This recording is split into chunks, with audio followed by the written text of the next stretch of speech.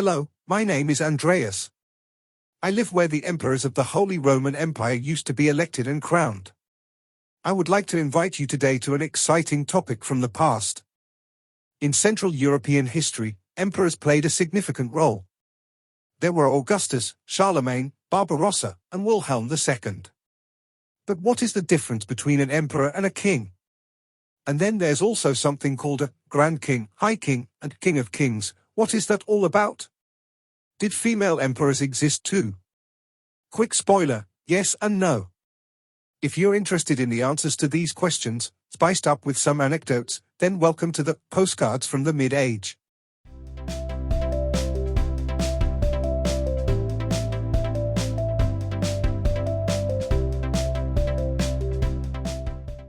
The title Emperor. The first emperor was Gaius Octavius, Caesar's great-nephew. As emperor, he bore the official name Imperator Caesar Augustus. The English word emperor is derived from the first part of the name imperator. The German word Kaiser and the Russian word Tsar are derived from the second part of the name Caesar. But what is the difference between emperor and king? A king is usually the ruler of a territory or country. The emperor is usually the ruler of several countries and thus kings. Wasn't there also the Great King, High King, or King of Kings? Yes, but the term is not that common in Central Europe. A great king is a king of higher rank than other kings in his region. The title was used in some Oriental empires, such as the Persian Empire. Since we want to limit ourselves to emperors in Europe, there are three empires that we want to focus on today: Ancient Rome, the Byzantine Empire, or also called Eastern Rome, and the Roman German Empire, later becoming the Holy Roman Empire. This timeline visualizes when these empires existed and where there are certain continuities or transitions. Let's start with the emperors in ancient Rome.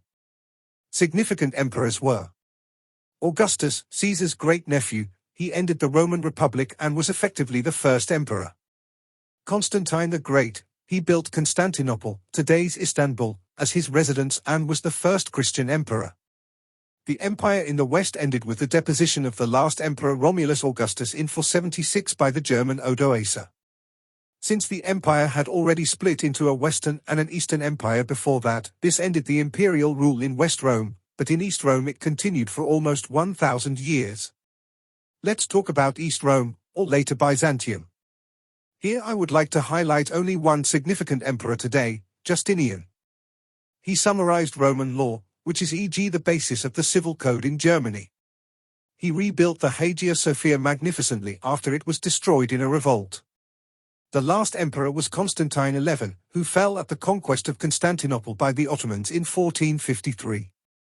This also ends the long history of the eastern part of the Roman Empire and thus also its imperial rule.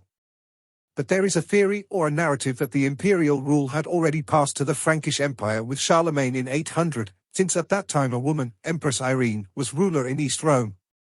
Since a woman as empress was not accepted, this circumstance constructed a transition of imperial rule from East Rome to the Frankish Empire, among others by the Pope. However, this was not seen that way in East Rome. However, Charlemagne was later recognized as emperor in the West. This brings us to the Frankish Empire or Roman German Empire or Holy Roman Empire of German nation. There were many emperors here who have something to tell. There will be a video on this channel about each of these people soon. Feel free to stop by regularly or create a subscription. We already mentioned the first emperor. It was Charlemagne. Then Henry I, with him the question arises whether he was an emperor at all? Or Emperor Barbarossa, who met a strange fate after his death. Also Otto was an important ruler. Do you know the story with the fish? The Holy Roman Empire ended in 1806 by Napoleon. He put so much pressure on the last emperor, Francis II, that he renounced his imperial dignity and dissolved the empire. The three great imperial empires were thus history. But the topic of imperial dignity was by no means over.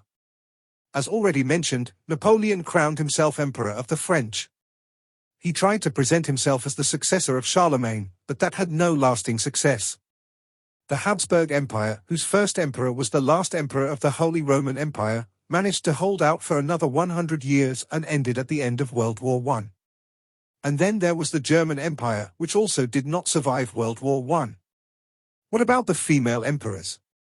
When I talk about empresses now, I don't mean as the wife of an emperor and thus by title empress, but as the ruling empress. In the 6th century, Theodora I was co-empress of Justinian in East Rome. Irene was empress in Byzantium in the 8th century. We had heard of her in connection with Charlemagne. And then there was Maria Theresa of Austria, who was not allowed to become empress of the Holy Roman Empire as a woman, but was uncrowned empress of the Habsburg monarchy. And today? In the 20th century, there were still some emperors in Europe, but also in non-European countries such as China and Ethiopia. But in the 21st century, only the Japanese emperor, the Tenno, has remained. Many things we have not discussed or only touched on in this video. Why was the English king or queen not an emperor? But for India they were. What affects the sensitive balance of power between emperor and pope had, keyword, walk to Canossa. The role of the Lombard kingdom for a Roman emperor.